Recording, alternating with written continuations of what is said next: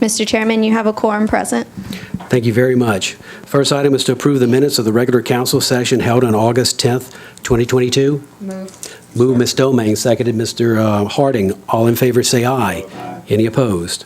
Next item is to distribute the minutes of the regular council session held on August 24th, 2022, and distribute minutes of the special session held on September 7th, 2022, which we've done. Approve accounts payable bill list for August 15th, 2022, August 22nd, 2022, and August 29th, 2022. Moved by Mr. Harding, seconded Ms. Domingue. Any discussion? All in favor say aye. Any opposed? Approve accounts payable bill list for September 6th, 2022, and September 12th, 2022. Move Ms. Domingue, seconded Mr. Harding. All in favor say aye. Any opposed? Approve manual checklist for July 2022. Move Ms. Domingue. Second, Mr. Harding. Any discussion? All in favor say aye. Any opposed? Item 1, general business. A, proclamation proclaiming September 17th through the 23rd, 2022 as Constitution Week in home of Terrebonne. Mr. Babin. Thank you. It's with my pleasure that I'll read this proclamation. Whereas September 17th, 2022 marks the 235th anniversary of the signing of the Constitution of the United States of America, with September 17th being the date in 1787 that the Founding Fathers, the framers of our Constitution, completed their work at the Constitutional Convention. And whereas it is fitting and proper to accord official recognition to this magnificent document and its memorial anniversary, and to the patriotic celebrations which will commemorate the occasion. And whereas Public Law 915 guarantees the issuing of a proclamation each year by the President of the United States of America designating September 17th through 23rd as Constitution Week in this great country. And whereas it is hereby requested that our stars and stripes, the flags of our nation, be flown in the downtown area of the city of Houma during this week to help celebrate this magnificent occasion. Now therefore be it resolved that the Terrebonne Parish Council, on behalf of Parish President Gordon E. Dove and the entire Terrebonne Parish Consolidated Government, in conjunction with the Bayou-Lafourche chapter of the Daughters of the American Revolution, hereby proclaim the week of September 17th through 23rd, 2022 as Constitution Week in home of Terrebonne, and that the citizens be encouraged to reaffirm the ideals of the framers of the Constitution had in 1787 by diligently protecting the freedoms guaranteed to us through the guardian of our liberties, remembering that lost rights may never be regained. Signed by President Gordon Dove, Darren Guidry, Chairman, and endorsed by the entire Council. Is someone here from the ladies? And you can come on up. It's in here.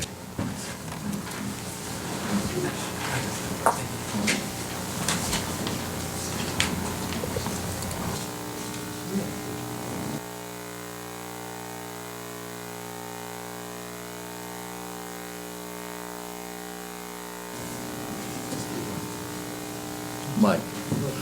Can you take a picture? Okay, yeah, once you get over there, if you don't mind. All right, once you get up here and hold this. There you go.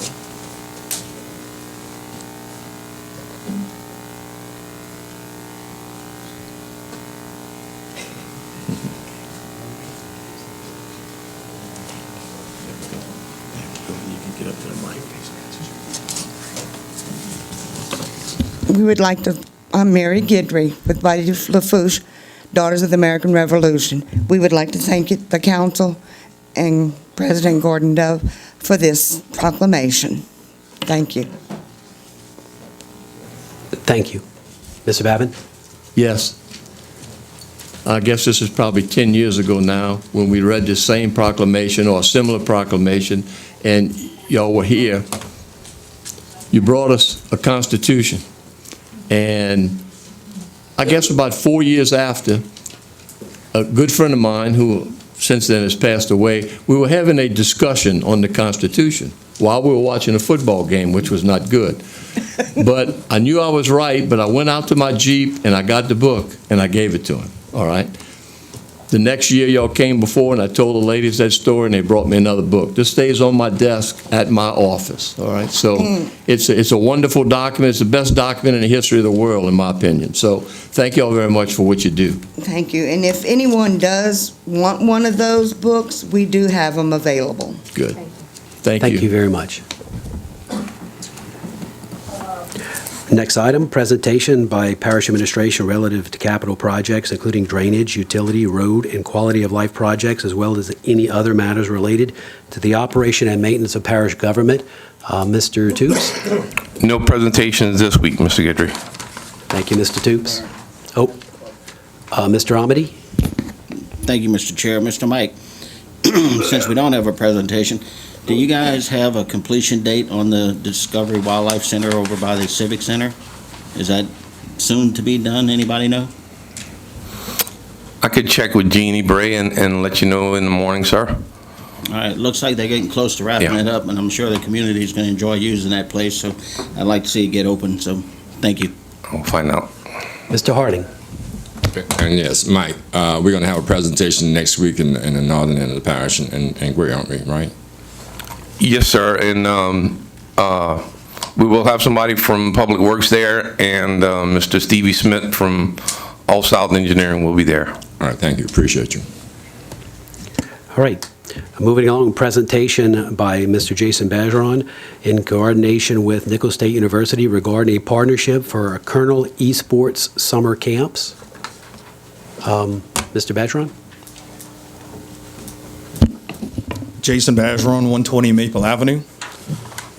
Thank you. I feel that, when you look at Louisiana as a whole, especially Terrebonne Parish, for those that may not know, Louisiana leads the nation in poverty.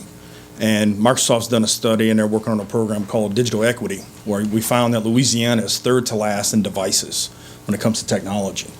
And so through efforts, being in the technology industry and working, I am where I am today from gaming and learning how to do that and working with computers as I came up as a young person and growing into eventually doing business with that, and then having, not being able to find people, employ them that had that skill set or had the opportunity for it.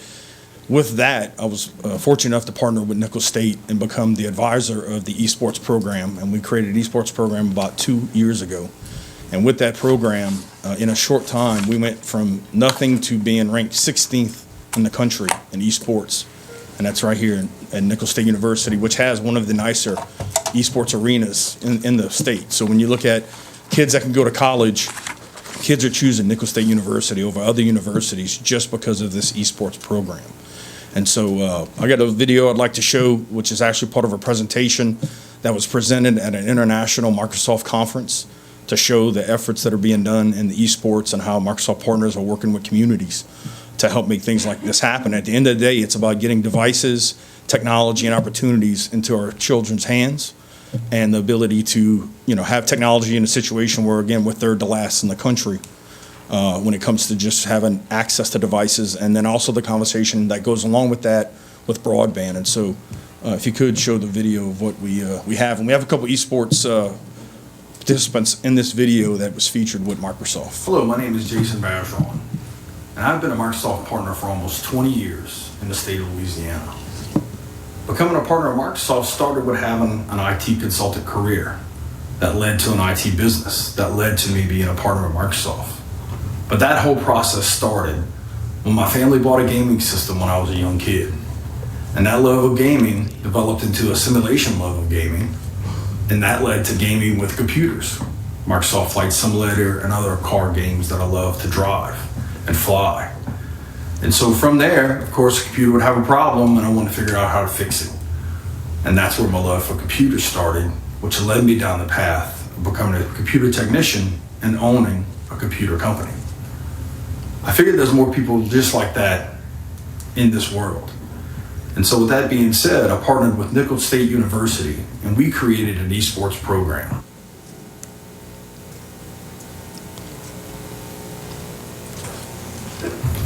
This esports program will offer scholarships starting next year and is the 16th ranked esports program in the country. So in just short of 2 years, we went from not having an esports program to create an esports program that is a leader in this country.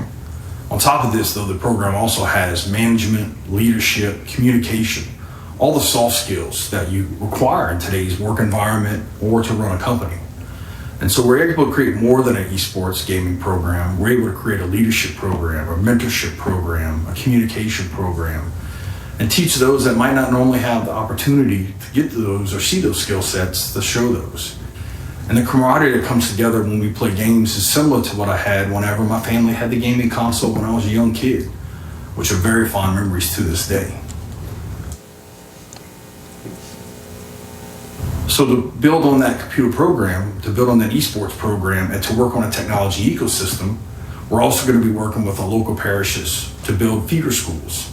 These feeder schools will have an 80% STEM and 20% gaming concept to them, so that students can learn everything: science, technology, robotics, coding, all the things that support the esports world. With the esports world being a billion-dollar industry, we're creating our little tech ecosystem in our part of the world in the state of Louisiana. And with that, we're creating leaders for the future. One of the ways that esports has allowed me to flourish as an individual is by allowing me to become a leader of tomorrow. As a leader of tomorrow, I have to be able to possess people management as well as social skills. I have to be able to lead a team and allow them to work towards a goal as efficiently and as quickly as possible. Esports is a great example of all of these measures. Esports combines video games with teamwork and meshes them into an environment where anyone and everyone could grow. This program really does mean a lot to me. I mean, coming being a disabled person, like, sports is not really an opportunity, and to have something like this where I can represent my school and my state effectively and at a high level, and have all my friends come watch our games, come talk about it, and just to be able to come to practice every day, get in a routine like normal athletes do, work out every day, just come and hang out with your friends, stuff like that. That really does mean a lot to me. It means more than people know, just coming from where I've come from. That's my Tech for Good story. My name is Jason Bazeron, and I want to thank Microsoft for helping me make this be successful. All right, thank you. So what I've presented today is a partnership between Terrebonne Parish and Nicholls State, similar to what Lafourche Parish has done, where not only are we looking to do some summer camps, and probably the first camp would be we could do during the fall time, actually, with timing, but also some scholarships. When you look at the students that attend Nicholls State, most of those students are from Terrebonne Parish, and so we're looking at part of this being the partnership that creates scholarships, that kids that are in this program can get scholarships to help, again, work in that program. It's a billion-dollar industry. It affords a lot of opportunity, and this is a conversation about, tech equity, equality, inclusion, the opportunity for those kids that might not have the opportunity to participate in sports, to have that camaraderie that you would have with normal sports teams, and really building some leaders for tomorrow. And so I ask you consider doing this. I want to introduce Elizabeth Layton. She is the program manager at Nicholls State University, and she has a few stats that she'd like to share also. My name is Elizabeth Layton. I am an Access Services librarian as well as the manager and one of the co-founders of Kernel Esports. I wanted to talk to you a little bit about our mission and the kind of the movement that created Kernel Esports. I do have a few slides if you wanted to go ahead and jump to the second one.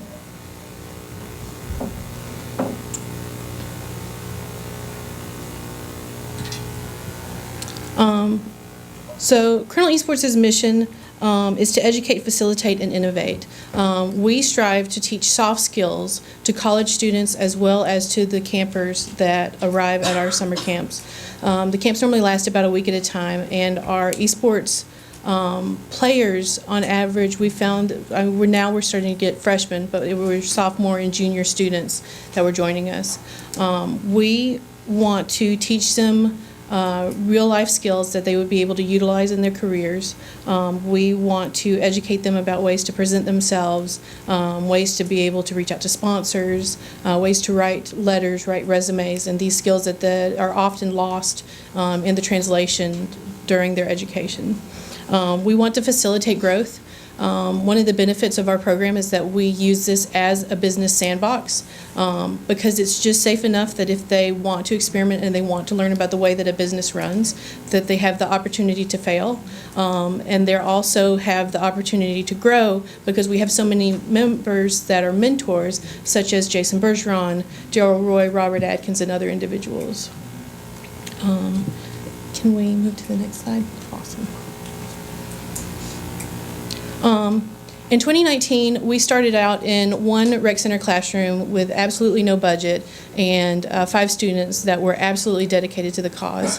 I was lucky enough that Dr. Clune approached me and asked if I was interested in leading an esports team, and I said absolutely, because I've been playing video games since I was 4 years old, and I've watched this industry grow.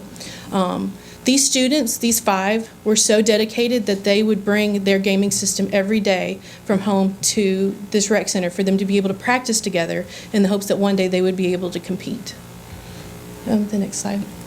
Now, we have 62 esports athletes, 400 active students that communicate in our chat rooms, which is our Discord, 50-plus students that daily spend time in our esports space on the casual side.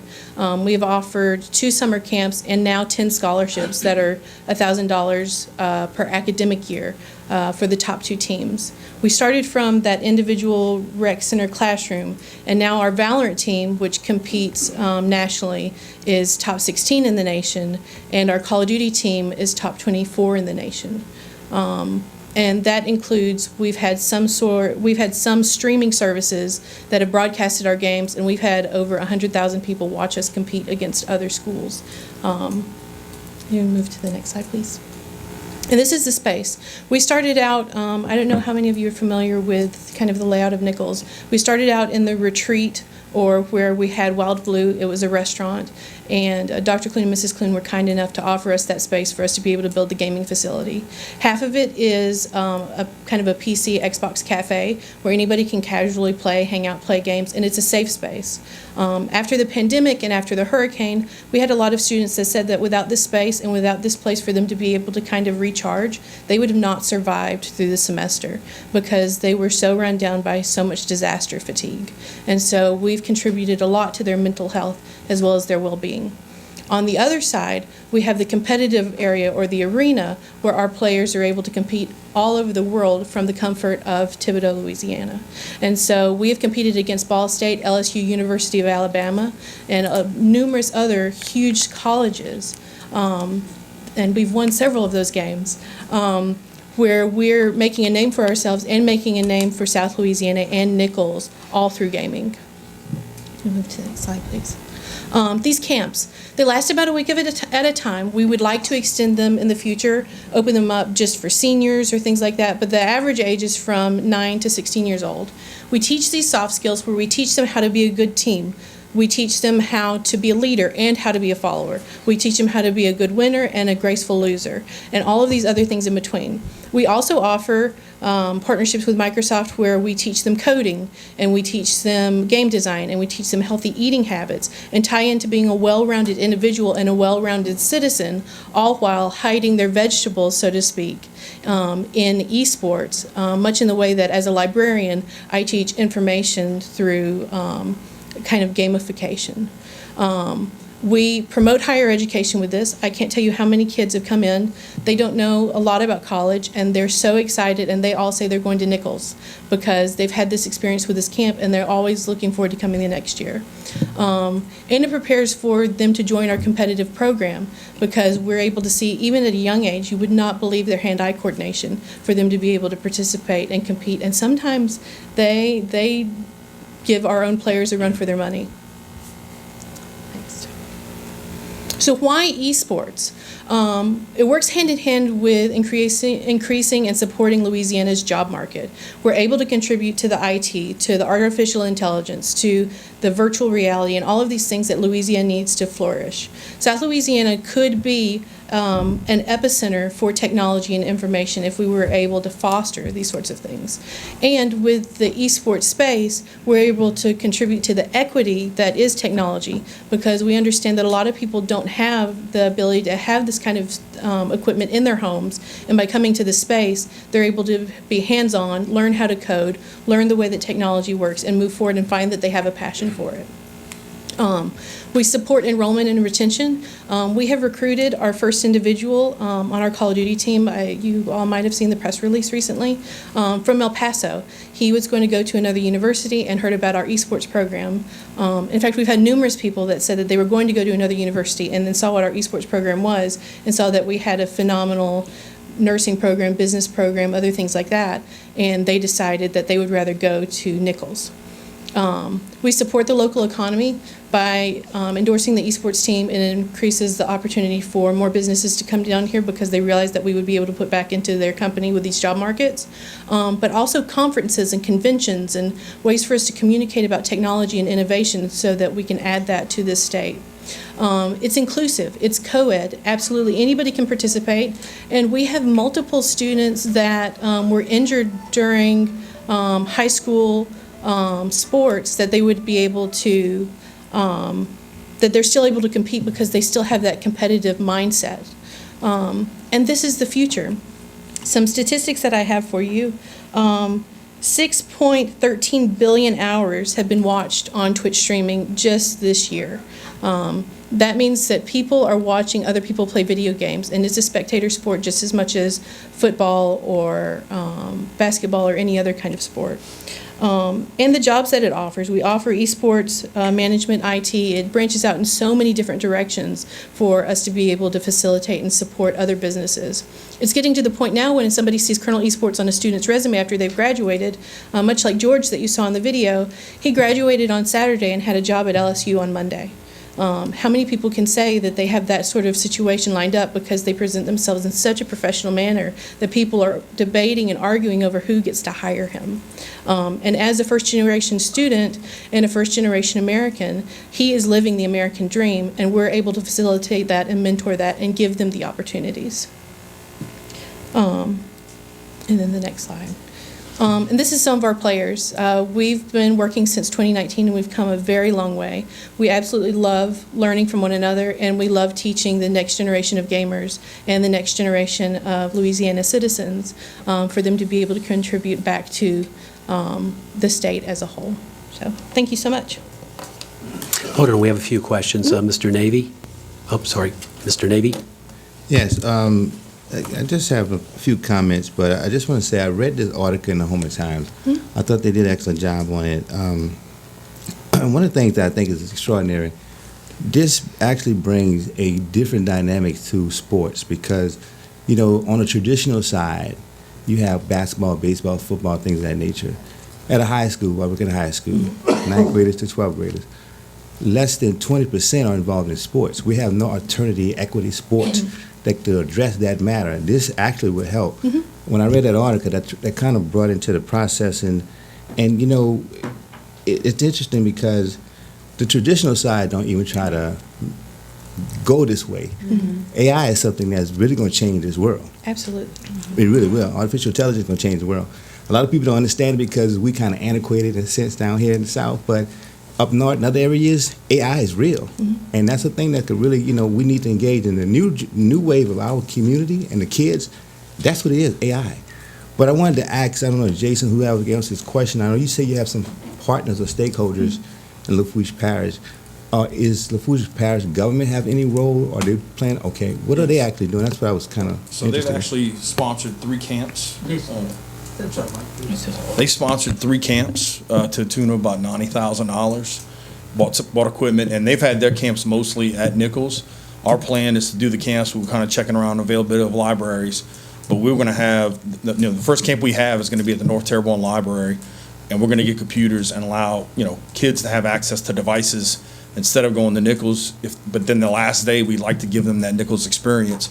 And so this, this whole program is about buying the equipment that's going to belong to Terrebonne Parish, that's going to provide access to devices that normally people wouldn't have access to.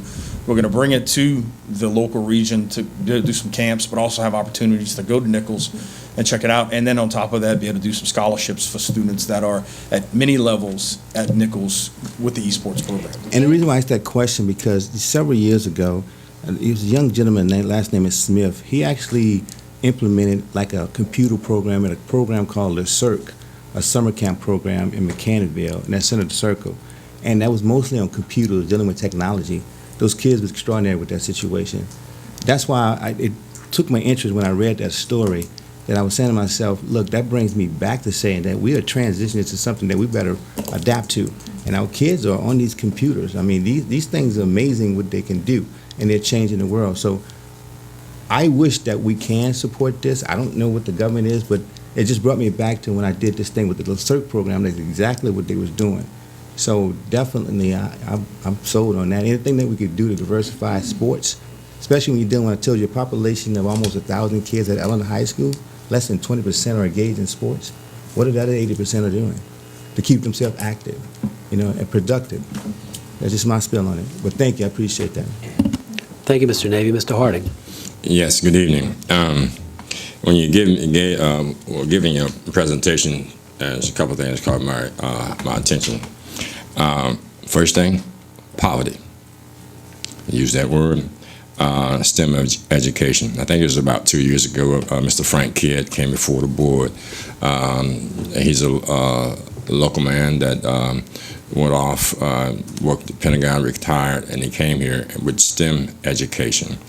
He's out of Grambling State. There's a program coming out of Grambling State that he's associated with. And then I actually had a conversation with someone that representing something similar to STEM education that was associated with Nichols State. And I'm looking at this and I understand that the sports, and I'm looking at it as an educational thing, and whether Terrebonne Parish is going to get involved with it. Mr. Kidd actually tried to implement some idea within Terrebonne Parish, within the school system, and if we do our research, we'll find that because of a lack of interest within computer technology and people that want to take computer classes, and actually they were pushed to actually keep this program available. And I understand that sports, and this program, would this allow them, like Mr. Navy said, someone creating a program with a new game or and things like that, would that offer an opportunity? Yeah, and when you look at the STEM education, that is around coding and the stuff that we've already done with the esports camps, Microsoft comes in and they'll have a little coding class, and the kids will build their own game, and one of the games they do with their parents is to keep their parents alive. There's a lot of opportunities. We look at the graph, we showed it, and we can send it to you guys. When you look at the industries that are touched by esports, this is a $1 trillion industry, overtaking movies and TV and everything else along with it. There's so many ways and directions that you can go from, agent, business management, development, all started kind of in IT, but also getting outside of just the IT area and having pretty much any job you could have inside a company is going to be available in this industry. Also, on top of all of these things, it creates relationships. I know that throughout generations, parents and children always feel like they're talking different languages. And part of the summer camps is that I have plans to host these workshops in order to break the stereotypes about video games and in order to improve the vocabulary of the parents and have the parents play the games and let them understand what it takes to have this hand-eye coordination and these quick reflexes, and for them to be able to communicate and this be something that they do with their parents. My mother is 70 years old, and she plays video games just as much as I do. It keeps her brain active. It keeps her hand-eye coordination up. And so being able to show that this is a cross-generational thing and that we can bridge gaps with this, I think that it's really beneficial in the long run.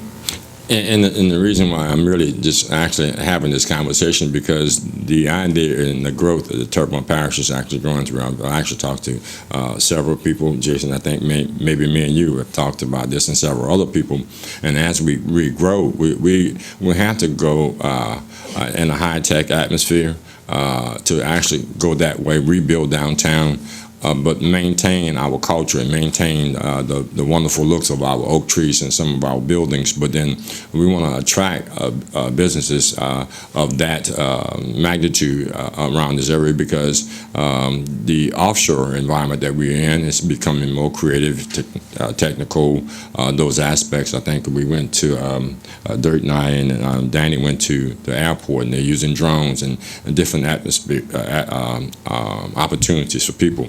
So whatever we can do within Terrebonne Parish Consolidated Government, your company, and dealing with someone like Mr. Kidd and people with due to STEM education and Terrebonne Parish School Board.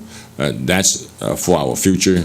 Not only is just for a game, but then I think it lends an opportunity to make a good living within this particular field, to go along with the other aspects that makes Homer and Terrebonne Parish a greater place to live, and want to make it more attractive. So I think it would be a good move for our future, and as we make the progression toward our recovery, I hope something like this is incorporated in our rebuilding process. So I appreciate your presentation. I had to get my word in because we ran into a funding problem with the other STEM education problem thing that we were trying to stir up. So hopefully we can get together, because he has the people. We have the poverty. We have the people that are out there that we need to reach in every area. So thank you very much. Ms. Domingue. Yeah, thank you for bringing this to us today. This was really interesting, and I think it's a fabulous program. And Mr. Navy, I'm glad you brought up Le Cirque. I actually interned there as a little nickel student many years ago, so I'm glad you brought that up, brought some memories back to me.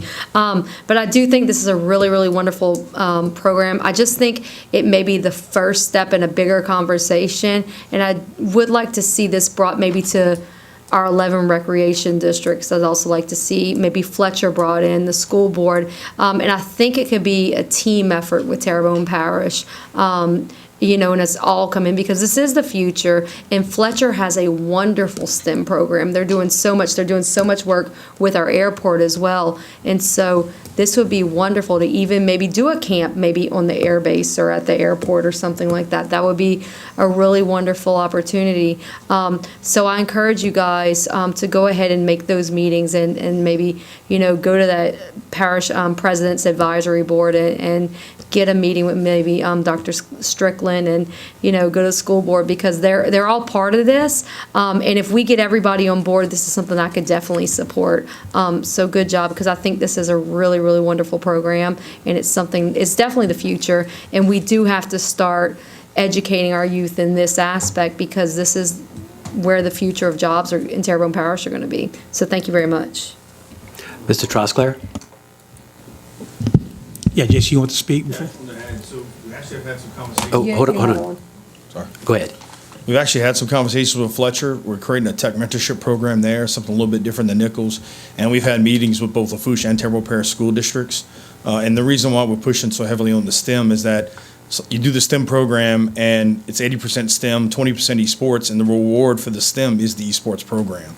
And so they're actually talking about implementing some things in the schools already, both in a public and private perspective, and having conversations and bringing everybody to the table to help have everybody be involved to make this the best it can be, and have that feeder program, and kids go to Nichols instead of going, to other colleges inside the state, much less outside the state. So just wanted to share that. Go ahead, Mr. Trosclair. Sorry, can I respond real quick? Go ahead, Ms. Domingue. And we would like our Terrebonne Parish residents to stay in Terrebonne Parish and go to Fletcher. So we want to promote them as well. So whatever you guys can do to bring it would be great. Thanks. Go ahead, Steve. Thank you. Jason, actually, Jessica kind of touched on what I wanted to bring up. But 3 years ago, I actually approached the two recreation districts that are part of my council district about putting a competitive gaming program incorporated into their facilities. And I also talked to TPR, Roddy Lorell, and it, realistically, it hadn't gone anywhere else. But I think it's a great idea. And, that may be something that you guys might want to look at too, is trying to get our recreation departments involved in it, because that's where the kids start at. They start in recreation, They can put, my suggestion to the boards that I spoke to was, get some gaming stations in the gym. I'd rather have these kids in the recreation facilities under supervised conditions than running out in the streets and doing, crazy things. So I think it's a great idea, and I definitely support anything anything that you guys come up with. But I think, trying to look into incorporate this into our recreation programs would be a good step, be really good feeder program into what you're trying to do over here.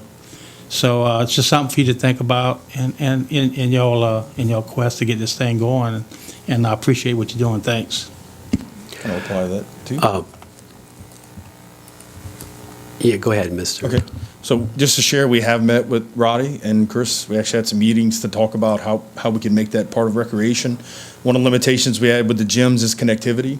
And that's why we looked at doing it at libraries, because the libraries have the connectivity, they have the space already, but definitely partnering with recreation to make that happen. So that is something we had a conversation on. I also think that there's a demographic that's often left out of these conversations when we talk about these sorts of esports programs and high school programs, or homeschooled individuals. And so I think by having it at the library, they're already, the homeschool students are already located in the library, and that would provide them with the opportunity to be able to maybe create leagues of their own and compete against other high schools.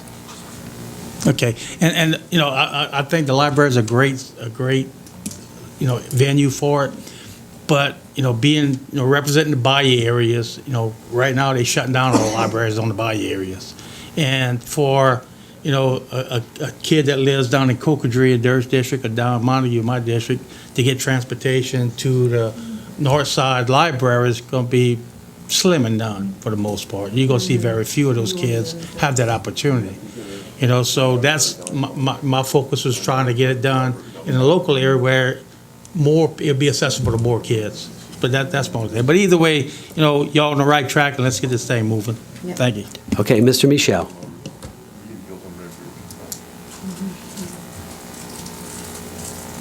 Wait, hold on, Mr. Michel. Your mic is muted. Go ahead. Thank you. Okay, so I know that right now Rec 23 is looking at ways to improve their rec district. That they're making plans for the immediate future. It's a good time to contact them and see if this could be part of their plan. And if we decided to go the route of the rec districts, then we could see if Rec 23 can maybe build the first one, so to speak, and then down the bayou may want to join in afterwards to make it more accessible to the people down the bayou. Another thought would be to come up with a facility that's not attached to another, and make it a standalone facility, maybe downtown, because we're always looking for things to improve downtown, and this could be something to attract people to downtown.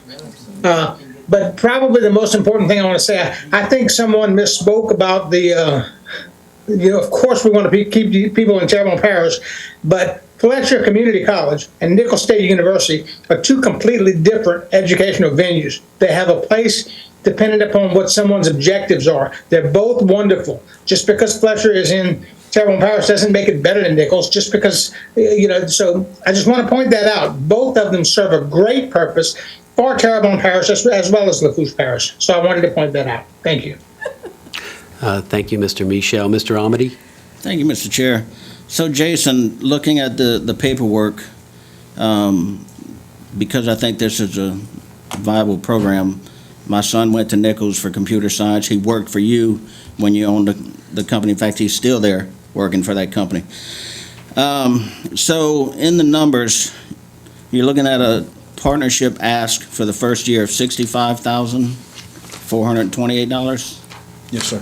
All right, and then year two, based on the same attendance, you say 17,000, so it's going to drop that much on year two? Yeah, majority of the cost is investment in equipment, laptops that we can bring around to the different locations. And going back to the libraries, originally we were trying to do something, center, main library, east side. Well, the libraries have fiber. Right, and the availability is why we had to go north side, but this is a pilot program. The first one's gonna be there, the next one, we wanna take this equipment and put it anywhere in the parish, and that's what the main purchase is up front. Yeah, and I believe that we have to start somewhere. So with that, Mr. Chair, I'd like to make a motion that you, as the chairman of the council, would meet with administration and look at the possibility of entering into this partnership.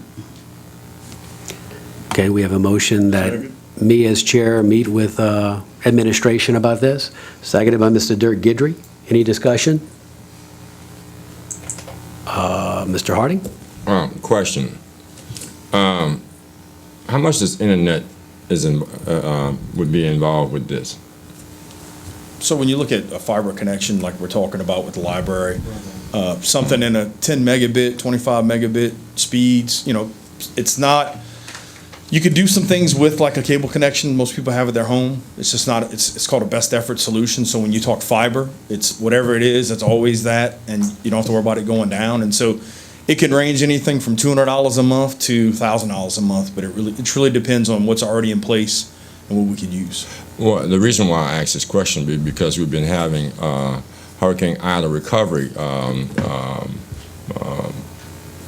projects going throughout the parish, and one of the things that we are having a problem with, and one of the major complaints is broadband.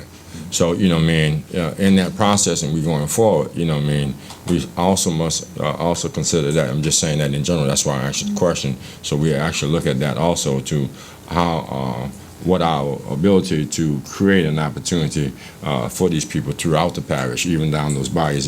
And nothing against down those bayous. There's some people in Gibson, they got to come out their house and go down the road to a bridge to use the telephone. So that is an issue that we actually have, and so we have to understand across the board what we're looking at. Thank you. Thank you. Ms. Domingue? Oh, hold on, too many lights. Go ahead. Yeah, thank you. And Mr. Harding, part of the nonpartisan infrastructure bill that was passed through Congress is to bring broadband and to bring fiber and all those things to rural areas and to everywhere. And so once those dollars come into the state of Louisiana, hopefully it gets funneled into Terrebonne Parish quickly and we can build upon that. So that's something that you and I can look forward to in the coming years. And I am a proud graduate of Nicholls State University, but we also have to promote all of our schools. Thank you. So we have a motion and a second that I represent the council in discussing this with administration. All in favor say aye. Aye. Any opposed? And as a start to that, I actually saw Lafourche Parish President Archie Chasson at a meeting and talked to him about it, and he actually sent a copy of his cooperative endeavor agreement, and I just forwarded it to Mr. Toops to forward on to Mr. Dove. So we've begun that process. Thank you. Thank you all very much. We have a motion to go into 6:30 public hearing. Mr. Michel, did you still had something you need to speak to Mr. Toops about? Yes, regarding the earlier agenda item. He asked to be recognized to ask Mr. Toops a question. We were discussing the items, and I didn't notice. So if the council wishes, if somebody would make a motion to revisit the Motion to revisit. motion to revisit the Item B. item B by Ms. Domingue, seconded by Mr. Trosclair. Any discussion? All in favor, aye. Any opposed? Go ahead, Mr. Michel. Okay, and my only question is, I know that there was such a sense of urgency with our $20 million a year utility project, and I know that they were talking about days before something would happen with it, and I just would like to know if and what indeed is the status on those generators getting put out there, and also if anybody in the administration has heard anything back from FEMA regarding paying for those.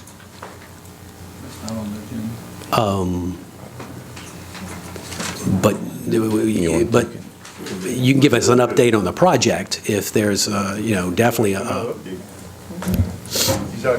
Ms. Malden, you want to give us an update on the project? Yes, sir. So the agreement that was passed by the council at the special meeting last week has been awarded. Greco has moved forward. They have 21 days to complete putting the temporary generators out there. We are still in the process of creating the plan for the power plant and the funding sources that are going to be used to present to the council, and all of it is moving forward.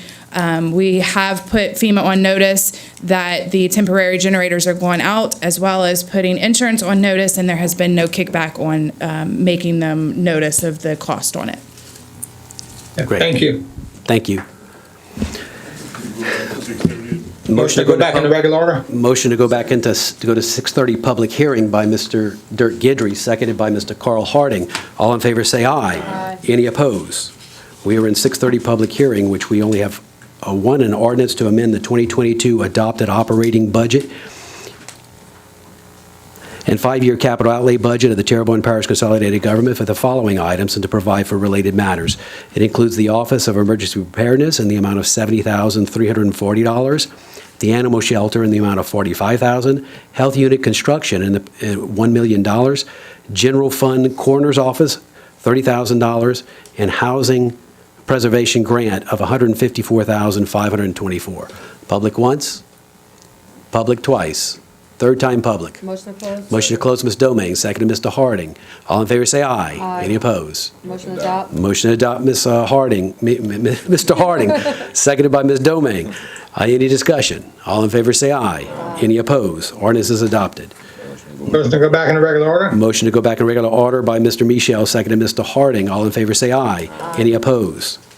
We're on item D, which is a resolution concurring with a resolution giving preliminary approval to the issuance of $673,336 of revenue notes Bayou Cane Fire Protection District of the Parish of Terrebonne, State of Louisiana, providing certain terms of said notes, making application to the State Bond Commission for approval, and providing for related matters in connection therewith.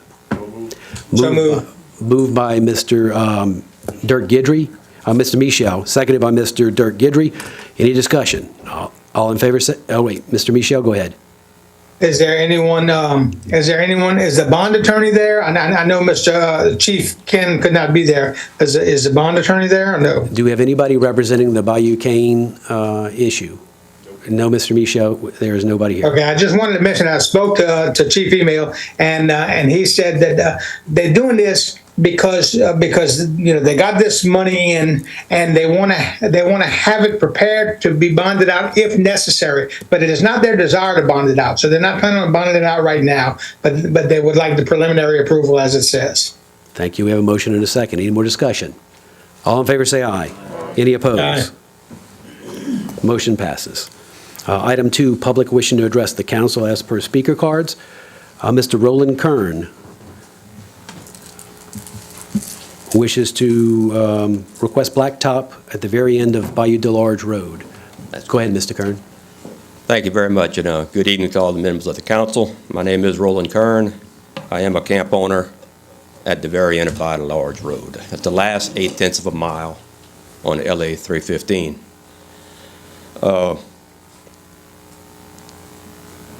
Y'all probably not that familiar with that section of the road. A lot of people aren't. It's grown up very much over the last few years. I've been there 12 years. Back in 2007, there was about 6 camps there, and nice camps. Today, we're up to 18 camps. There's 15 improved lots. Everyone's paying property taxes. And this section of road in question is a limestone road. And we got to looking into that because this road can get to be very bad shape. When it's hot and dry, it looks like a dust storm out there. So we read up and we passed out this flyer to all of y'all tonight. We included the MSDS, Material Safety Data Sheet, on this limestone dust. It's not good. Cancer causing, silicosis, COPD, it's not good. So that's our #1 concern here, is health issues with that.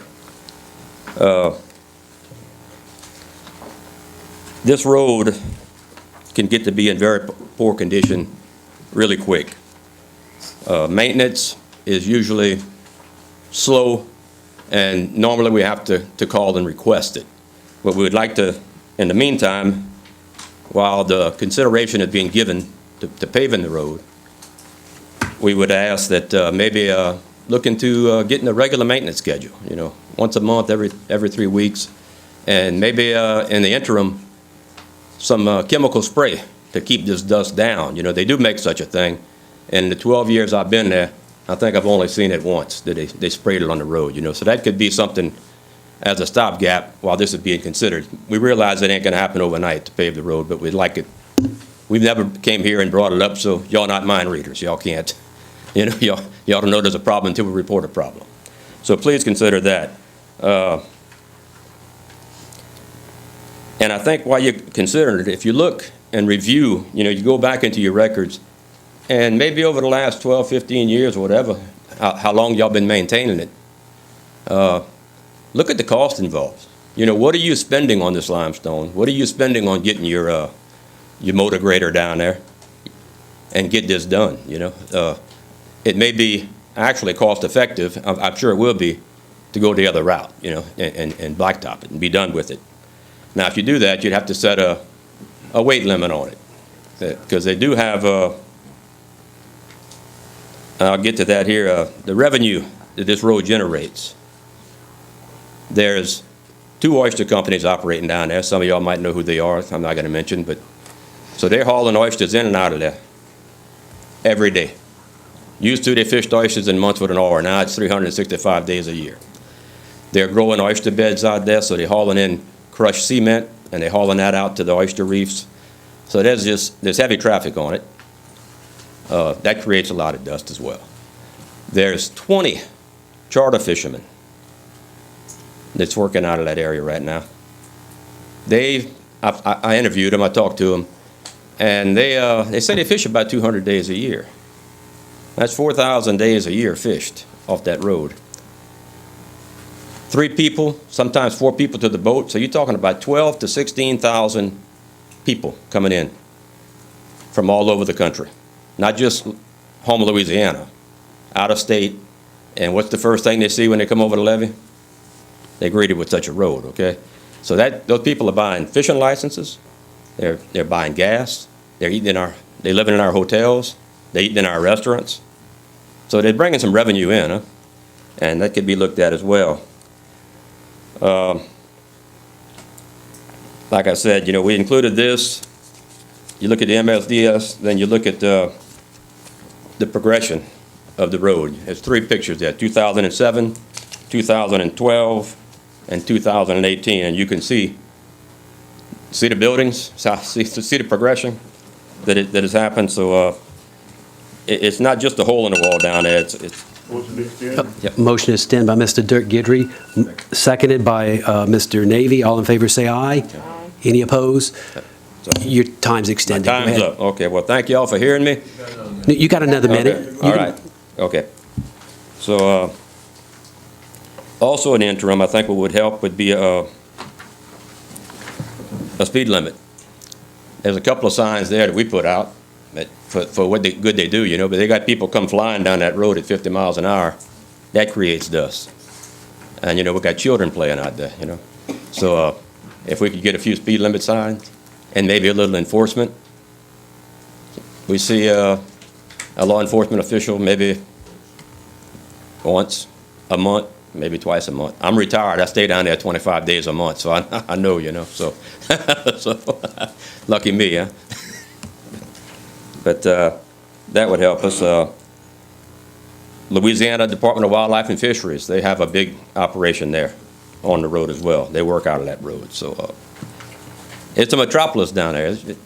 There's probably 250 to 300 cars a day pass on that road. You think there's nothing there, but when you get on there and you look, there's a lot. So crab fishermen, like I said, oyster fishermen, that's all bringing in money. People earn a living down there. So please consider it, and we look forward to hearing from y'all in the future after y'all do consider it, and maybe can bring it up as an agenda item or something and look into the feasibility and let us know. Thank you for bringing it to our attention, Mr. Kern. We thank y'all for listening. Appreciate y'all. Mr. Jeff Evans? Oh. But we can't discuss the item. But I'm making a mistake. okay, go ahead, Mr. Babin. For your information, Ms. Candace Malden can verify it. This happens to be one of the items I put on a wish list that each councilman gets in the budgetary process coming up. And we'll speak more about that. Thank you. Thank you. Mr. Jeff Evans to speak about streetlights in Auradon Subdivision. Good evening. I'm Jeff Evans from 389 Longdale Drive in Shreveville, Louisiana. In order to give an accurate report of the streetlight, I guess, lack of progress in our subdivision, I'll give a timeline and try and be brief. But in November of 2021, I called Entergy to report multiple streetlights out in the Auradon subdivision. Between November 2021 and February 2022, I made 10 phone calls to Entergy and 1 to the parish administration here to report streetlights out, particularly one that was down in my yard. The pole was actually collapsed at the base and fell in the yard, but reported all the lights out, which at the time was 19 of 51 streetlights in our subdivision out. That did not include leaning or poles that we were worried that may fall. On February 9th of 2022, I attended the council meeting and spoke, and I like to call it a PhD in street lighting because Mr. Galindo was here from Entergy along with Ms. Mary Fay and Mr. Brown and discussed street lights, and I explained our scenario in Auradon at the time. And I think this further compounds the problem we are having is when I stepped away from the podium, Mr. Galindo asked to speak to me here in the room, asked me to describe my address, where I lived, what the street light looked like. I told him it was a green fiberglass poles in our neighborhood, and he proceeded to tell me those were parish poles. So I said, okay, that didn't mean much to me at the time, but as I stepped away and stepped out, Mr. Brown stopped me and asked me where I lived and what the poles looked like, and I told him they were green fiberglass poles again, and he said those were definitely Entergy's poles. So needless to say, there was some confusion on who was responsible for the lighting of the poles, but needless to say, Mr. Galindo informed us at the meeting in February of 2022 that they had contracted some additional personnel to take care of street lighting. They hoped to have it done by May of 2022. I was extremely patient, happened to be going to work in the middle of May and happened to see a contracted truck in the neighborhood working on a street light. I stopped and spoke to the gentleman and said, look, I did a little bit of legwork for you guys in the neighborhood. All the poles with yellow flagging on them or the poles not working may cut down your time in the neighborhood working on the poles.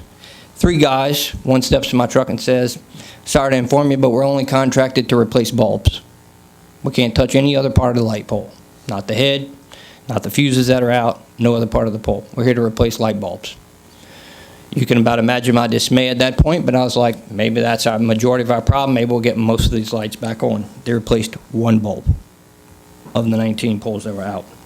So moving on with the timeline,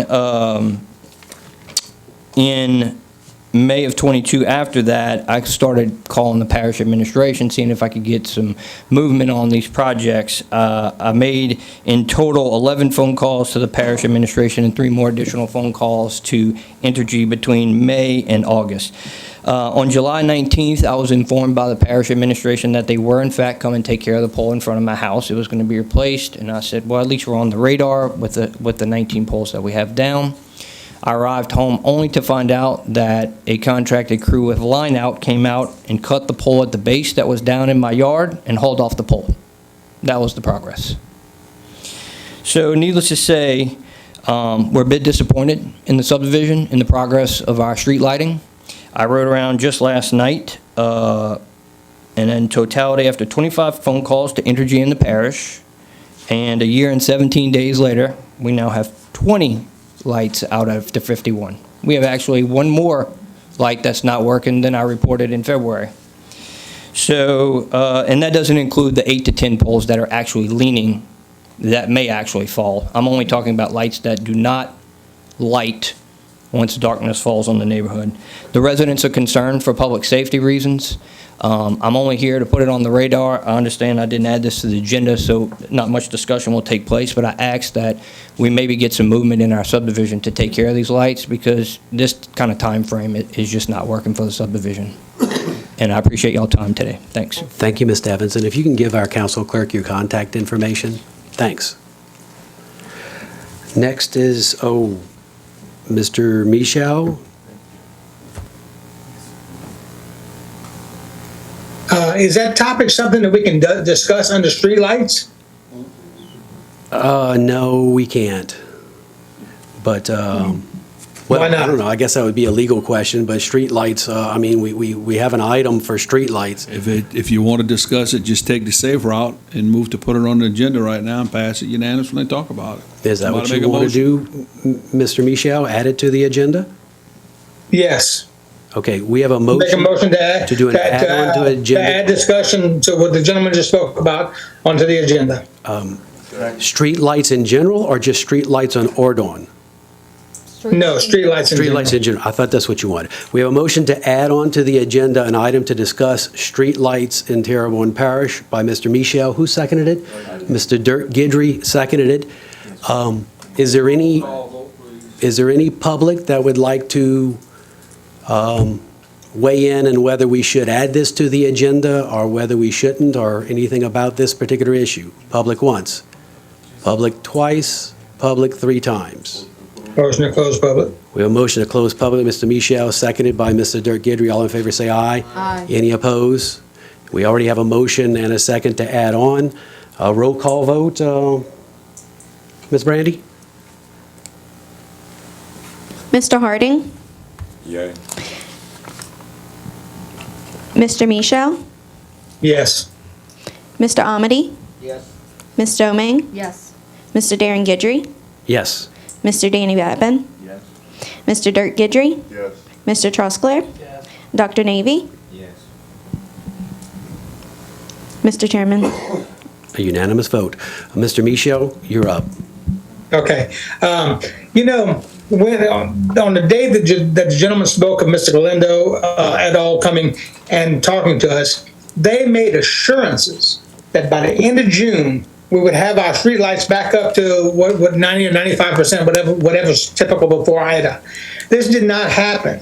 This is a huge problem, and I keep getting these different explanations of why that have to do with FEMA and all of this stuff.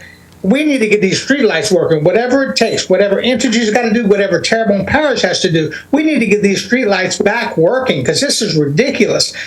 Because in the area in the subdivision where I live, I'm sure we have probably 50 streetlights that are out. It's a ridiculous number. It is contrary to public safety to have that number of lights out. And I'm thankful to the gentleman for bringing it up. But I mean, we need to have someone contact Entergy and get them on the ball, and someone to contact, and as a council, we need to encourage strongly that our utilities department does what they're supposed to do with these lights. This is ridiculous.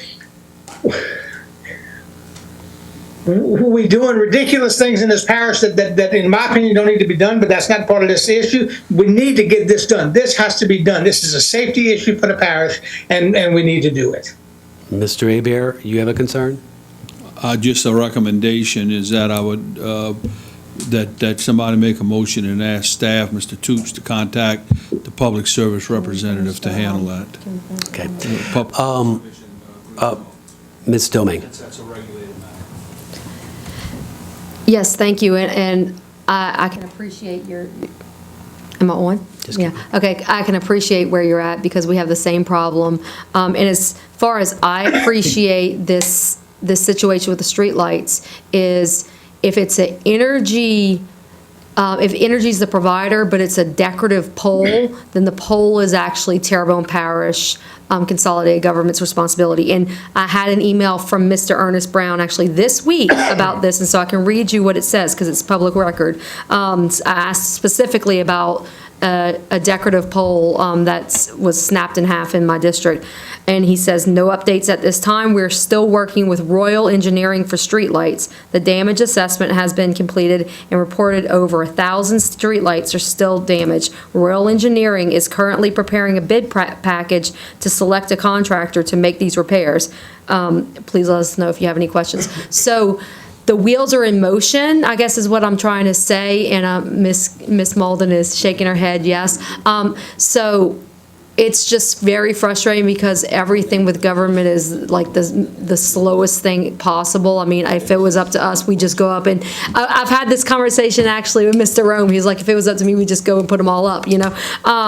But it's not, and so they do have the contract with Royal Engineering, and so they're working on it. So we're hoping. So it's not that we necessarily need to reach out to Energy or the Public Service Commissioner. We need to reach out to Royal Engineering and see where they are on their timetable, because it's already, the process has already started.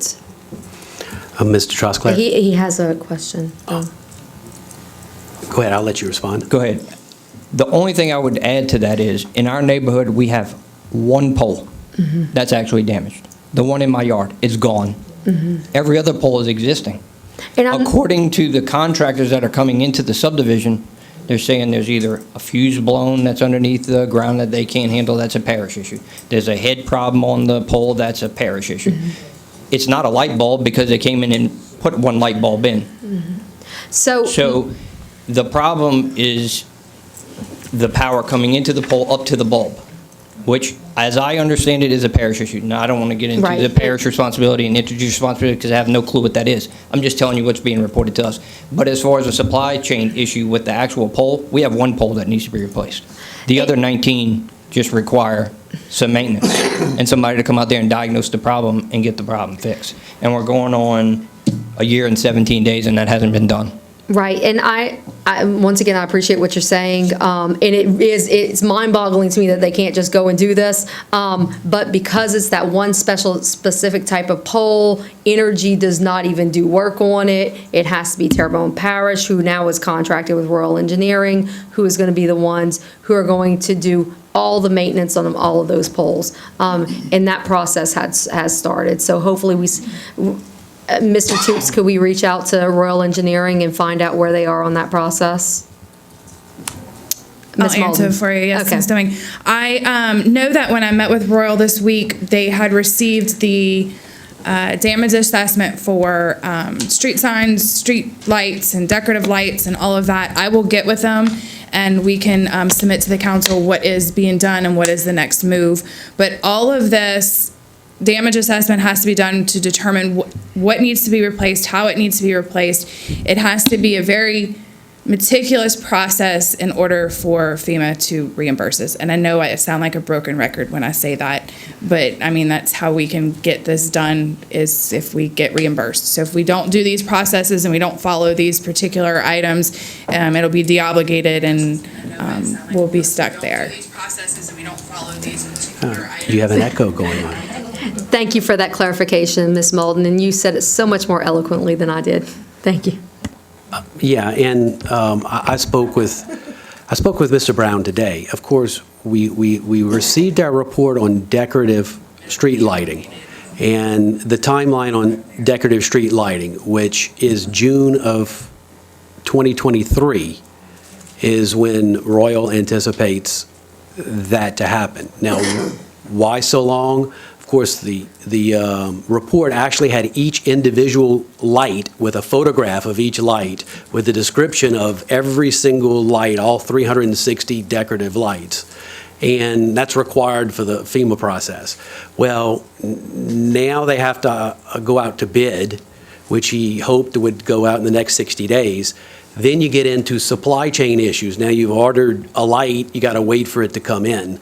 And so they're including some of that and hoping by June they'll have the decorative lighting. Now I asked him about the green or the silver fiberglass poles, which we don't have any in stock right now.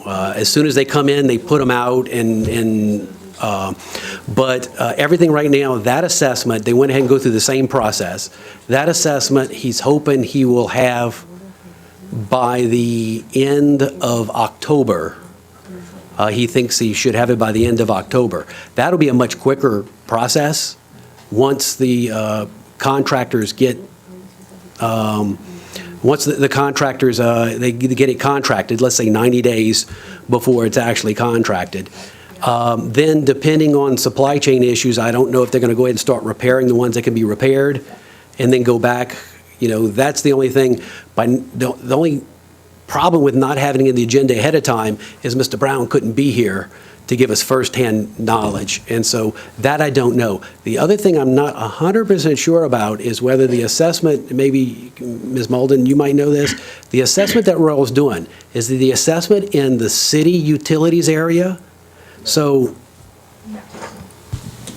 I'm gonna have to get some clarification. I want to say it's not just the city of Houma Utilities. not? It's not. Okay, I didn't think so. I thought we did it Okay. parish-wide. For the regular lights, not For the the regular decorative. lights, yes, sir. For Okay. regular lights. for the decorative, yes, but the regular lights, I mean. No, we're talking specifically about decorative lights. But what his light is not a decorative. His is, Yes, it is. oh, it's decorative? I thought it was just a standard. No, it's decorative lights. Yes. I can't speak to what's decorative and what's standard, but I will But tell it you looks it's a like a standard regular pole light that stands pole. up straight with an arm that hangs over the street. It's not, Well, it was not included in the decorative one, so I'm good.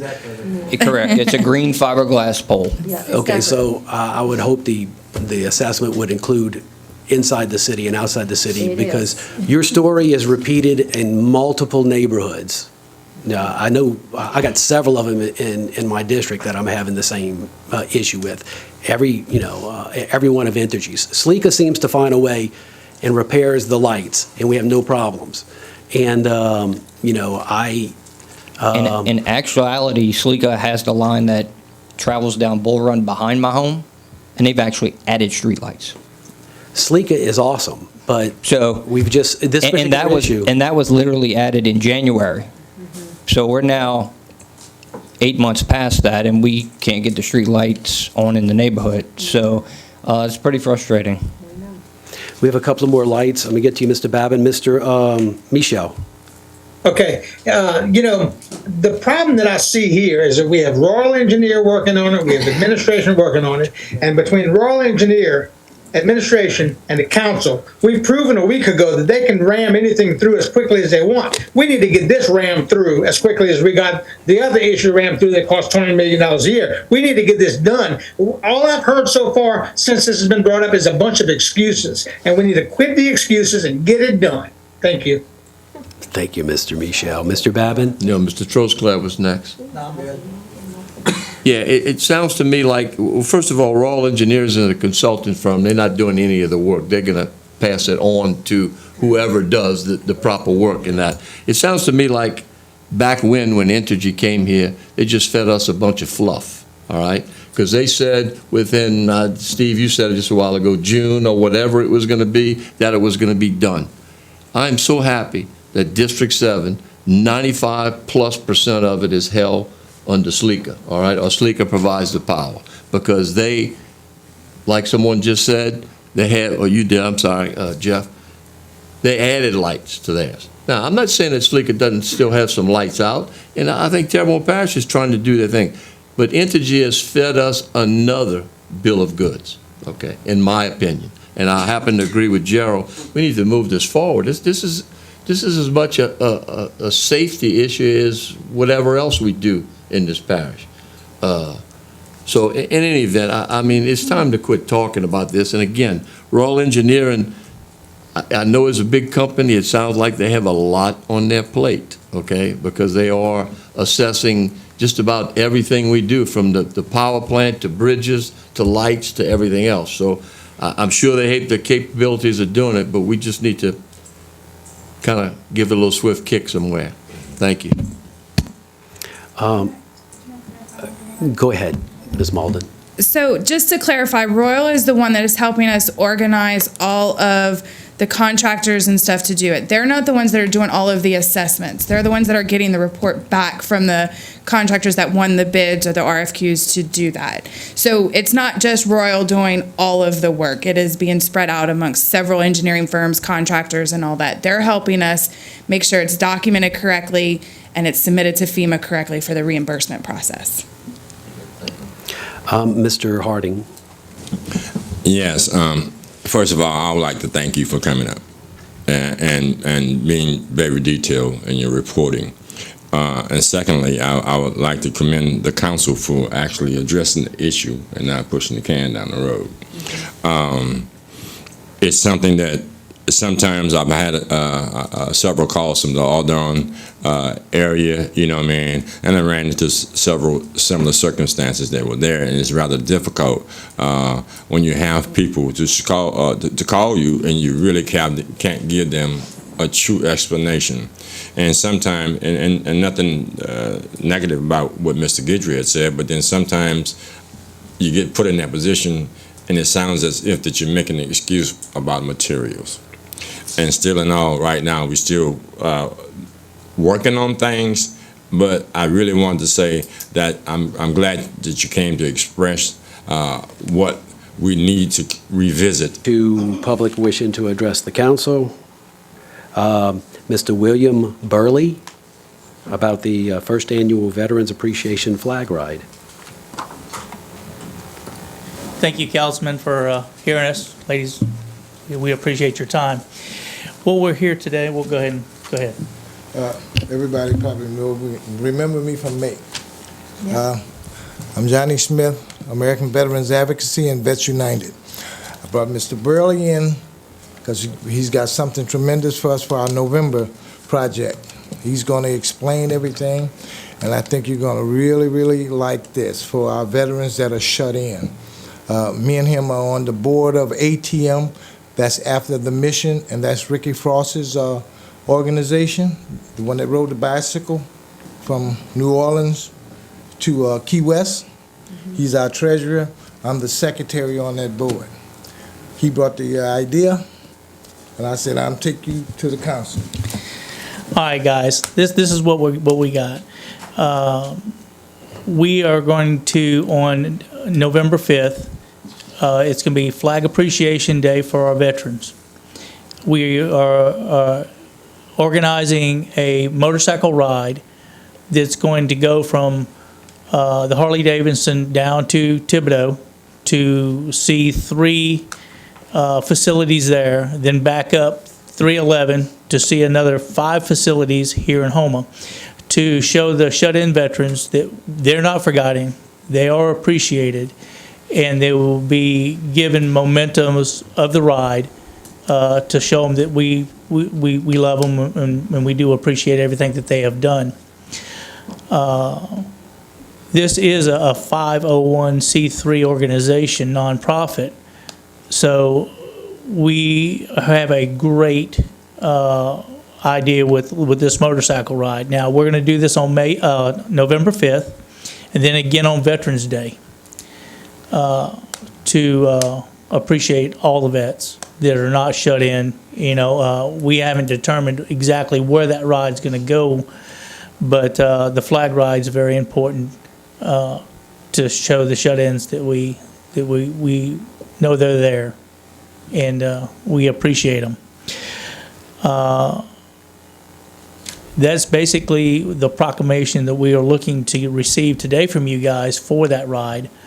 The second thing that I would like to address the council about would be to see if there isn't any unused land or facilities like schools that have been damaged to a point that the parish isn't going to do anything with that, and see if we couldn't retain that from the parish for a retirement facility, or not a retirement, but a retreat facility for our homeless veterans to receive mental counseling, job placement.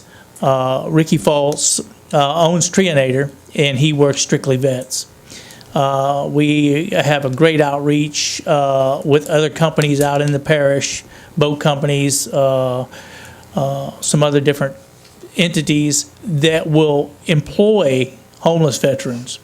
But of course, if you're homeless, you really don't have a place to stay. It's very important that we give them the avenue to be able to help them as much as possible.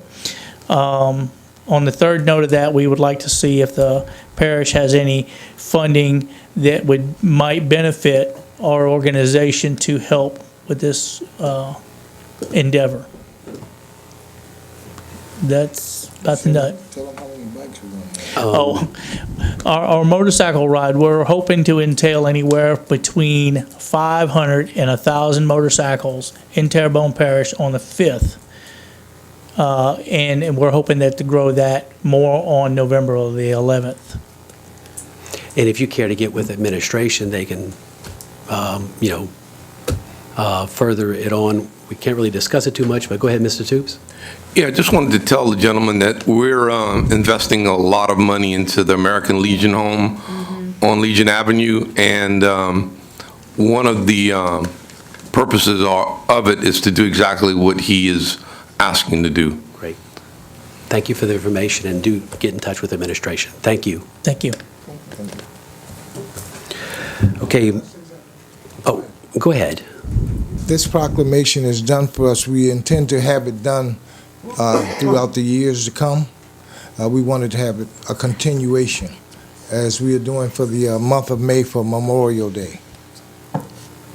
Yeah, and if you want to bring it at the next council meeting, you'll be welcome. And there again, we want to appreciate the 3 vets that we have up on the board for your service. We do appreciate that. Thank you. All right, moving along to committee reports. Budget and Finance Committee, Mr. Carl Harding. Yes, I make a motion that the council accept and ratify the minutes of the Budget and Finance Committee held on September 12, 2022, and I have 2 public hearings. One, introducing the ordinance to amend the 2022 adopted operating budget, 5-year capital outlay budget, and budgeted position of the Terrebonne Parish Consolidated Government for the following items, and to provide for related matters. Road and bridges, $650,000. 5% budget adjustment for roads lighting District 3A, $47,539. Road lighting District 6, $25,000. Criminal Court Fund, $350,000. Marshals Fund, $65,000. Bayou Country Sports Park, $1,350,000. Brady Road Bridge, $1,500,000. Bayou Terrebonne Vegetation and Debris Removal, $1,602,600. General Fund, $129,594. General Fund donation, $2,500. West Side Alma Drainage, Alma Street, positive $620,000. Section 8 voucher, $50,000. FEMA Emergency Food Shelter, $894. Reclass several CDBG recovery projects, $56,210. Information Technology Department budgeted position adjustment, $3,137. Accounting Department budgeted position adjustment plus $11,530, and call for public hearing on said matter on Wednesday, September 28, 2020 at 6:30 p.m. Second, introducing the ordinance to amend the 2022 adopted operating budget and 5-year capital outlay budget of Terrebonne Parish Consolidated Government for the following items, and provide for related matters. American Recovery Plan, $11,457,367, and call for a public hearing on said matter on Wednesday, September 28, 2022 at 6:30 p.m. Motion, Mr. Harding, seconded, Mr. Dirk Guidry. Discussion. One of the items on this agenda, or should I say in this committee, was approved, included the rental of a barge for a temporary measure for Brady Road, and also to move $1.5 million into that Brady Road bridge replacement. So the barge would be for the bridge, and the $1.5 million would have been for that project. You know, in reviewing my agendas, I mistakenly got excited and thought it was the Buquet Street, or the Buquet Bridge, not to be confused with Buquet Street, which is something totally different. And when I was reviewing some of the agenda items on HTV on Monday, I mistakenly described the Buquet in referring to what was a decision on the Brady Road Bridge. So I asked Mr. Falls to pull that down, and I will correct that next time I appear on that. I apologize if I got anybody excited thinking that we were going to have that bridge. Royal Engineering, though, is trying to look, I was told today, for some temporary measure for that bridge. So hopefully we can get some temporary measure there soon. So again, I apologize for that. Moving, we have a motion and a second. All in favor, say aye. Aye. Any opposed? Item B, Public Service Committee, Mr. Amady. Thank you, Mr. Chair. I make a motion that the council accept and ratify the minutes of the Public Services Committee held on September 12, 2022, and I have one public hearing. Item 1 is to introduce an ordinance to certify and approve an ad valorem tax exemption on machinery, equipment, and other capital projects to be assessed at 301 Bollinger Lane, Houma, Louisiana, for Bollinger Houma Shipyards LLC, application number 20210244-ITE, and call a public hearing on said matter on Wednesday, September 28, 2022, at 6:30 p.m. Thank you. Second. Motion, Mr. Amady, second, Mr. Trosclair. Any discussion? All in favor, say aye. Aye. Any opposed? Motion passes. Item C, Community Development and Planning Commission, Mr. Trosclair. Thank you, Mr. Chairman. I'd like to make a motion that council accept and ratify the minutes of the Community Development and Planning Committee held on September 12, 2022, and have two public hearings. An ordinance to amend the zoning map of the parish of Terrebonne so as to rezone from R1 single-family residential to R2 two-family residential and R3 multifamily residential portions of Parkwood Place Subdivision, Houma, Terrebonne Parish, Louisiana, Terrebonne Parish Consolidated Government applicant, and calling a public hearing on said matter on Wednesday, October 26, 2022 at 6:30 p.m. Second was an ordinance to amend the zoning map of the parish of Terrebonne so as to rezone from R1 single-family residence to R2 two-family residential, Lot 6, Block A, Georgetown Subdivision, 304 Knockan Street, Houma, Terrebonne Parish, Louisiana, Renee Bolden applicant, and calling a public hearing on said matter Wednesday, October 26, 2022 at 6:30 p.m. Motion, Mr. Trosclair, second, Mr. Harding. Any discussion? All in favor, say aye. Aye. Any opposed? Motion passes. Policy, Procedure, and Legal Committee, Ms. Domingue. I make a motion that the council accept and ratify the minutes of the Policy, Procedure, and Legal Committee held on September 12th, 2022, and I have no public hearings. Motion, Ms. Domingue, seconded by Mr. Dirk Guidry. Any discussion? All in favor, say aye. Aye. Any opposed? Street lights? As per Ms. Domingue, seconded Mr. Dirk Guidry. All in favor, say aye. Aye. Any opposed? Appointments to various boards, committees, and commissions. Recreation District Number 7, one expired term. Mr. Anthony J. Vito Jr. submits application for consideration. Motion to open, close, and appoint Mr. Vito. Motion to open, close, and appoint Mr. Vito, Mr. Dirk Guidry, seconded by Mr. Carl Harding. All in favor, say aye. Aye. Any opposed? Mr. Vito is appointed. TITA, one vacancy representing the Terrebonne Parish Council. Mr. Gary Williams Sr. submits application for consideration. No, it was. Item 2, TITA, one vacancy. Mr. Gary Williams Sr. submits application for consideration.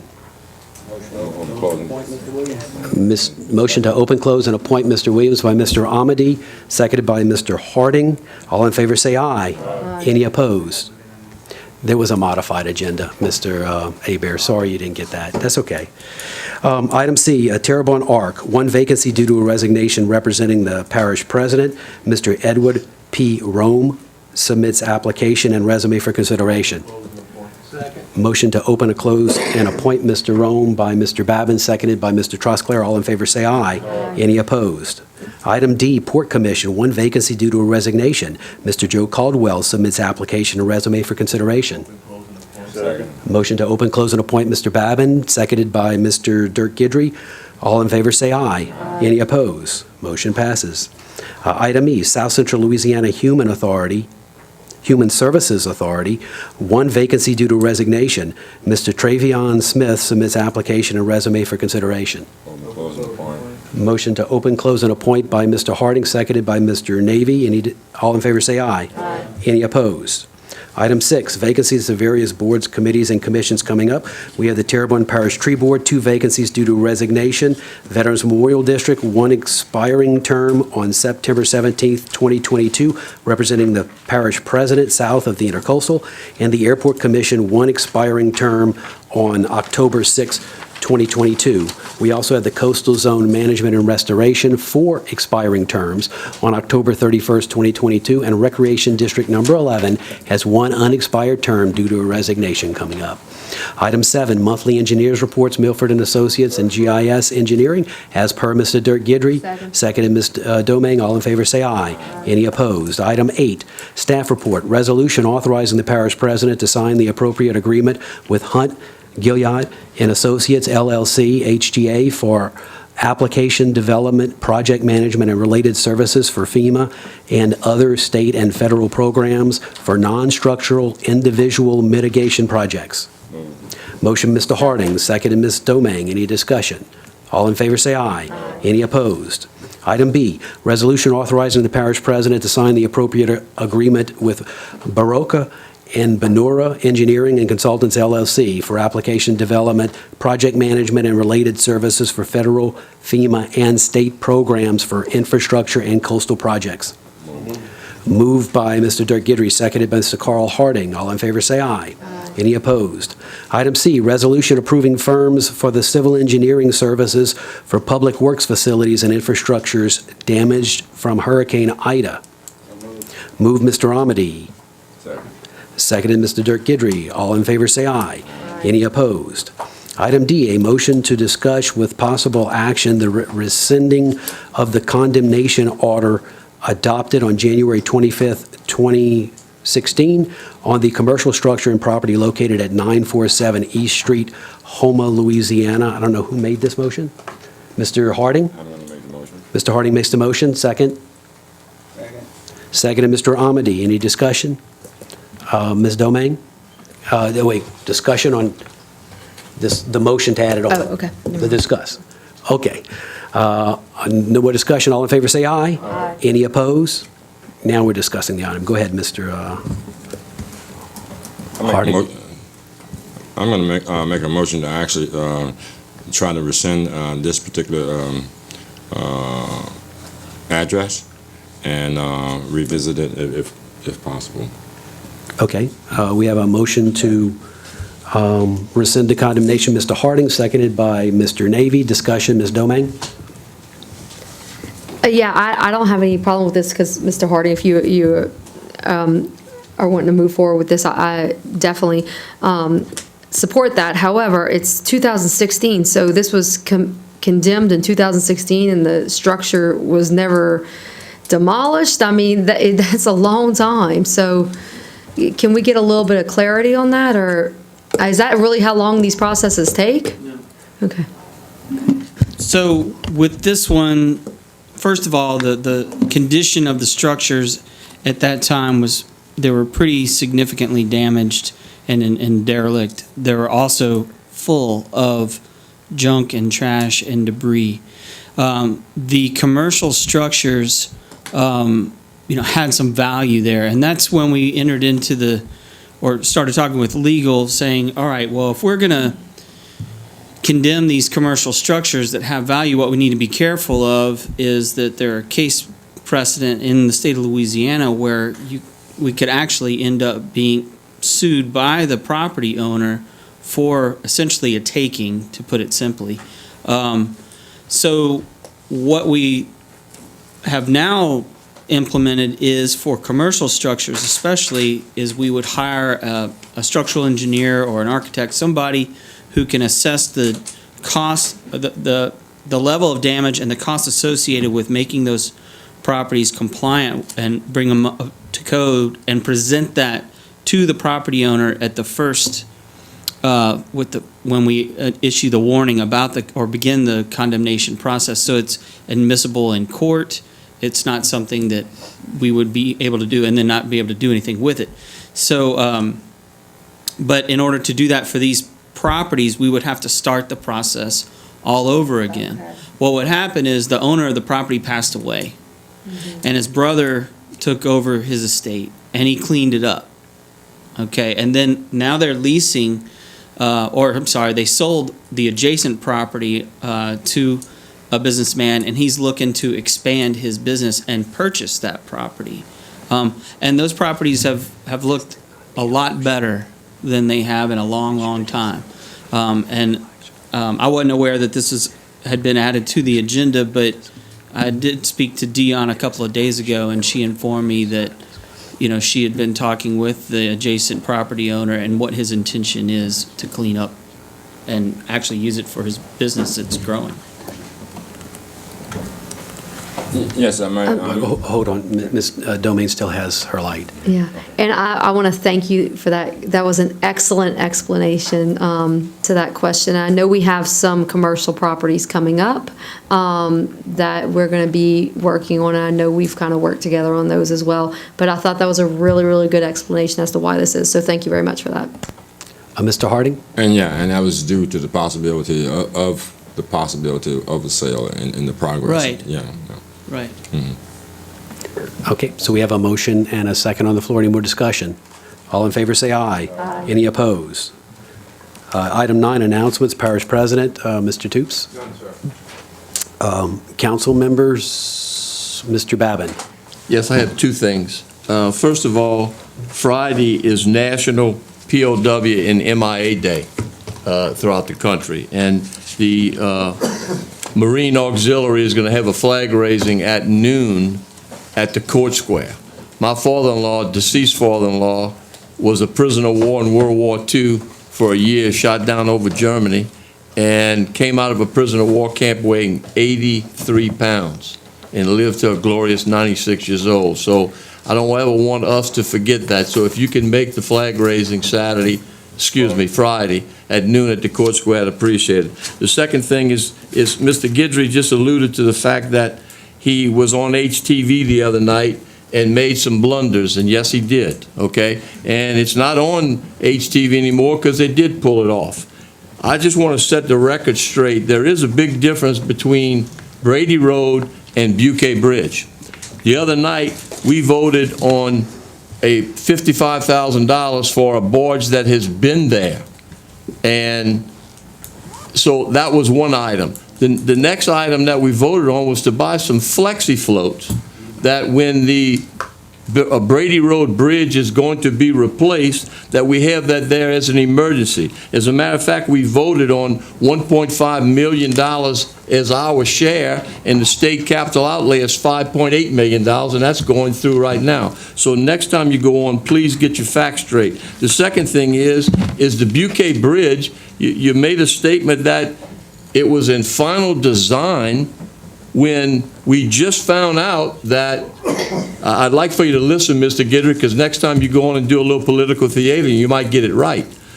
Right, the first repair, first of all, we don't even know if we're repairing or replacing the bridge. The first estimate came in to repair was $5 million and to replace was 10. The latest after going through FEMA is $7.3 million to repair, excuse me, and over $14 million to replace it.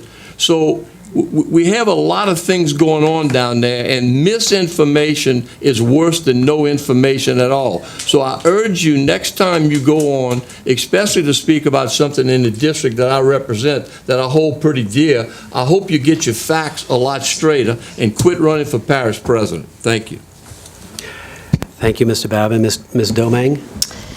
Yes, and I would like to wish our chairman, Mr. Darren Guidry, a happy birthday today. It's his birthday. We've had a lot of September birthday. Happy birthday, Mr. Amity, and happy birthday, Mr. Babin, as well. So September's been a very great month of birthdays, and so I hope you enjoy your night, Mr. Guidry. Thank you. And Mr. Oh. And Mr. Pulaski, it's his birthday as well. So happy birthday, Mr. Pulaski. Yeah. got a bunch of Virgos around here. And I would like to make an announcement. We have our last two segments for the next two, on the Terrebonne, the 200, and that is on blending of cultures. And, our culture is so rich, we had to divide it into two different parts.